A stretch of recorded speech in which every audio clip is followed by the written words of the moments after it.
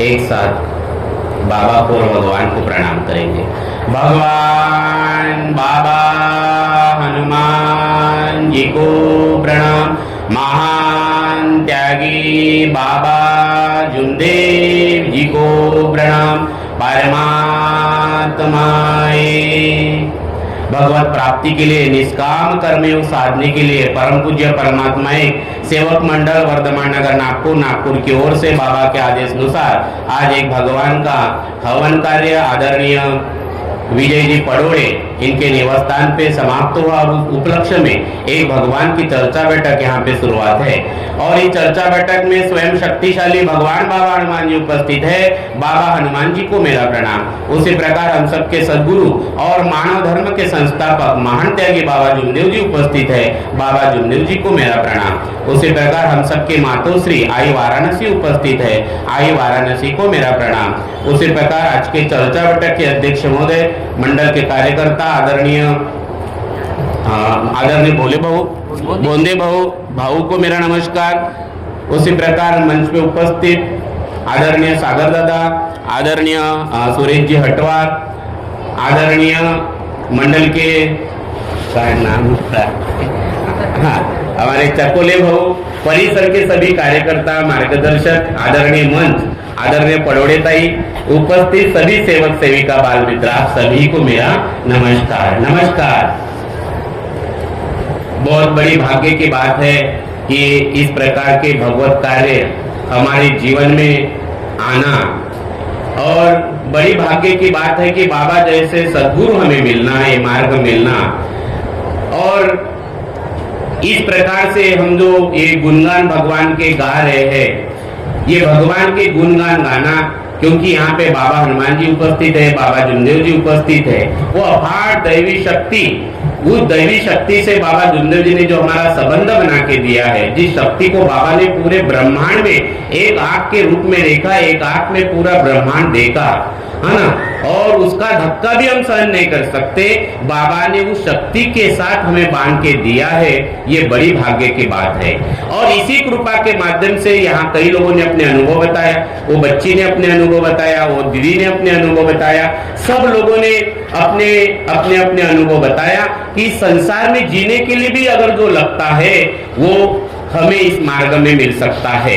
ये आपका आत्मविश्वास, आत्मबल बढ़ाने के लिए बाबा बोले हैं। लेकिन बाबा आगे ये भी बोलते हैं कि इस मार्ग के सेवक बोले सिर्फ स्वार्थ के लिए आए, बोले इस मार्ग के सेवक सिर्फ स्वार्थ के लिए आते हैं। और हमारी अभी भी स्वार्थ की लाइन खत्म नहीं हुई बराबर नहीं। तो अभी थोड़ा सा समय के बाद, अगर आपको इस मार्ग में आने के बाद 10 साल हो गए, 15 साल हो गए, 5 साल हो गए, तो इसे बाहर निकलना है, क्योंकि ये मार्ग है देश में सत्य खड़ा करने के लिए। ये जो मार्ग है हर घर में मानव धर्म का झंडा लहरे, और ये तब होंगे कि जब हम सब मिलके बाबा जुमदेव जी के सत्य रूपी दूत बनेंगे, सत्य सेवक, दूत सेवक बनेंगे, जो बाबा का सपना था उसके लिए।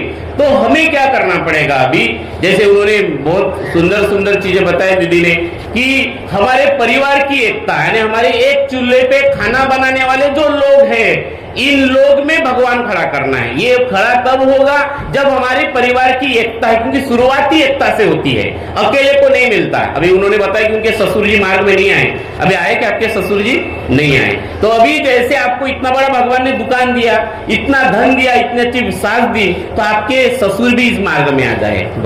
हम तो भगवान से चाहते हैं कि बहुत अच्छी बात हो जाएगी। तो भगवान को ये मांगना कि इस देश में जो बाबा का सपना है वो सत्य जो सपना है बाबा का, क्योंकि बाबा कहते हैं कि भगवान ने बाबा को मानव को जगाने के लिए भेजा है, बोले नर नारी को भगवान के प्रति जगाने के लिए भेजा है। तो दुख तो हमारा एक बहाना है, दुख तो एक कारण है, ये भगवान को घड़ामोड़ी करना है।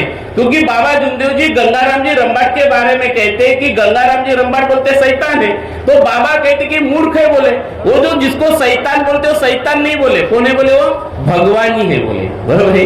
तो बाबा ने हमारे भी पीछे ऐसा कुछ पढ़ा था, सब कुछ पढ़ा था। तो संसार की जो इच्छाएं हैं अभी इसको थोड़ा सा ब्रेक हमको देना पड़ेगा, है ना। जो लोग अभी अच्छे समाधानी हो गए तो ये मौका मांगे अभी बाबा को कि बाबा मुझे ऐसे भगवत कार्य मिले। बाबा मेरा जो अहंकार है, क्यों बाबा ने जो जो बोला, बाबा ने क्या बोला कि आकार में विकार है, बोले विकार नष्ट हो गए तो भगवान है ना। ये विकार क्या है, तो अलग अलग प्रकार के विकार है और उसमें सबसे बड़ा अहंकार है। ये अहंकार जो है बहुत बड़ा अहंकार, ये इतना बड़ा विकार है और इतनी बारीक पतला अहंकार, इसके अलग अलग अवस्थाएं हैं। जैसे अभी आपके पास धन है और संसार की जितनी भी चीजें हैं, धन हो, आपका मकान हो, ये कहीं न कहीं अहंकार आपको प्राप्त करके दे सकता है, ये अहंकार की उत्पत्ति करा के दे सकता है, इवन पद क्यों न हो, ठीक है। तो ये बहुत जवाबदारी, और हम सेवक है, ये बड़ी भाग्य की बात है। बाबा सेवक और सेवक भगवान का। बाबा जुमदेव जी खुद कहते हैं, क्या कहते हैं बाबा, कि मैं भी बोले भगवान का सेवक हूं। बाबा ने कभी नहीं बोला मैं बाबा हूं, बाबा ने कभी नहीं बोला कि मैं भगवान हूं, है ना। भगवान ने बाबा का परिचय दिया, वो अलग बात है, लेकिन बाबा जब अपनी जीवन जिए मरते दम तक तो बाबा ने कभी नहीं बोला कि मैं भगवान हूं। बाबा ने क्या कहा, भगवान का मैं कौन हूं, सेवक हूं। तो हम कौन से खेत की मूली है, बरोबर ही ना। तो आपके पास जो कुछ भी आए बड़े समझदारी से करना, कितना भी आए। और जैसे आपके घर में अगर 50,000 आते हैं, जो भी कुछ भी आपके जीवन में अच्छा हो रहा है वो आपके अकेले के कारण नहीं हो रहा है, सबके कारण हो रहा है, सबके कारण। आपके परिवार में सबका श्रेय है, सबका। अगर आज मैं यहाँ पे हूँ, मेरे घर में जो कुछ भी थोड़ा बहुत पैसा आता है महीने का, वो मेरे अकेले के कारण नहीं है ना, क्योंकि मेरी पत्नी मुझे टिफिन बना के देती है। अच्छा कौन सा ड्रेस कब पहनना चाहिए उसका पूरा प्लानिंग रहता है, ठीक है। ये पहनूं, मुझे तो कभी ध्यान भी नहीं, मेरा कौन सा वो दूसरे दिन मैं भूल जाता हूँ कि मैं कल कौन सा शर्ट पहना हूँ, ठीक है। वो है, मेरे बच्चे सवेरे उठते हैं, विनती करते हैं, तो ये जो सब लोग करते हैं। ऐसा क्यों मैं बोल रहा हूँ, बाबा जुमदेव जी कहते हैं कि बाबा को भगवान पूरी मदद करता है वही। और आगे क्या बोलते हैं बाबा, सेवकों को भगवान कुछ और सी मदद करता है। तो आप घर में नहीं बोल सकते हैं मैं 50,000 कमा के लाया, देख माया पासून घर चालते नवरा तुला तो अक्कलच नहीं म्हणते भाई, उसको अक्कल है, उसका दिमाग खराब होंगे ना तेरी पूरी जिंदगी की वाट लगा देंगी। वो है स्त्री, वो शक्ति है ना। तो कहने का मतलब ये है कि सबका श्रेय है, सब लोग योग मांगते हैं, अच्छा सोचते हैं, बच्चे भी सोचते हैं हमारे कि मेरे पिताजी को कोई तकलीफ न हो, मेरे माता पिता का कभी झगड़ा न हो, ये उनके कारण है। नहीं तो कोई बोलेगा मैं तत्व शब्द नियम से चलता हूँ 100%। और बाबा क्या बोलते, तू चल ही नहीं सकता, बोले बराबर नहीं, तू चल ही नहीं सकता, क्योंकि बाबा मुक्ति भोगने के लिए आए और तू तो मांगने के लिए चाहे पहले दिन से। है लंबी लिस्ट है, लंबी लिस्ट है, लिस्ट कमी नहीं हो रही। और बाबा क्या बोलते, मैं नर नारी की आत्मा में परमात्मा की सेवा करता हूँ। क्या बात बोली बाबा जुमदेव जी ने, क्या बोलते बाबा, मैं हर नर नारी के आत्मा में परमात्मा की सेवा करता हूँ। ये अहंकार मुक्ति का मार्ग और बंधन मुक्ति का, ये बंधन से मुक्त होना है हमको, क्योंकि तीसरा तत्व कहता है दुखदारी दूर करते उद्धार, और अभी हमें उद्धार की तैयारी करना है, ठीक है ना। मरते दम तक उद्धार की तैयारी करना है, और ये उद्धार की तैयारी कब होगी, परमात्मा को और मर्यादा को पूरा डूब जाना, पूरा मर जाना, मैं मिट गया तो आपके बीच में ना आपका मैं राशि पूरा भगवान अभी, ठीक है ना। बोल रहा अभी भगवान, बाबा कहते हैं कि मैं निमित्त मात्र, सेवक तू निमित्त मात्र, और निमित्त मात्र ही तू कर्म कर, बोले है ना। ये धरती ना तेरी ना मेरी, अगर ये धरती नहीं है और संसार में पूरा अहंकार है ना। अमेरिका में अहंकार चल रहा है, ईरान में अहंकार चल रहा है, अहंकार का युद्ध, हमारे घर में युद्ध, संसार में युद्ध, समाज में युद्ध, मोहल्ले में युद्ध, है ना। कितना गुस्सा और क्या क्या हो रहा है, पूरे अहंकार, घनघोर अहंकार, ये कलयुग का परिणाम है बहुत बड़ा। और उस समय बाबा जुमदेव जी इस अवस्था में हमें जगाने के लिए आए हैं। इस अवस्था में बाबा, ये बड़ी भाग्य की बात है, हम समझे हमारे सेवक पद के महत्व को। तो ये सेवक पद बहुत ही महत्वपूर्ण पद है। तो सेवक, जैसे आप बोले मैं बाबा का सेवक, तो अहंकार मुक्त हो, ये सेवक में बड़ा दम है, ये सेवक पद में और संसार का सर्वश्रेष्ठ। क्योंकि अगर बाबा आपको खुद को अगर सेवक कहते तो आप समझ सकते हो कि सेवक पद की महिमा कितनी बड़ी है ना। और इसलिए ये घर की बाई हो, घर का सेवक दादा हो, बच्चे हो, ये सबको समझना है कि हम सेवक किसके हैं, है ना, बाबा के सेवक है। और इसलिए मर्याजे भगवत नाम पर जब भगवान का सेवक कहते हैं तो हमारा मैं मिट जाए, अहंकार मिट जाए। ये मैं बड़ा खतरनाक चीज है और इस मैं को मिटाने के लिए हमें प्रैक्टिस करना है। जन्म जन्म जो भटकते हैं ये मन के ऊपर जब संस्कार आ रहे हैं और पूरे कलयुग में 99.99 पूरा अहंकार का खेल आ रहा है। जिसके पास 2 मकान है उसको भी अहंकार, ठीक है, जिसको नहीं है उसको भी अहंकार है, वो भी बड़ा उसकी आत्मा दर्द है, क्यों नहीं है मेरे पास। तो भाई और भगवान जो है उसमें आनंद ले लो, नहीं है आप आनंद लो, भगवान को धन्यवाद दो, नहीं तो अभी भी वही आत्मा तड़प रही है सेवक की। नहीं बोले मेरे पास ये क्यों नहीं है, बाजू वाली की बिल्डिंग हो गई है, मेरी क्यों नहीं हो रही है।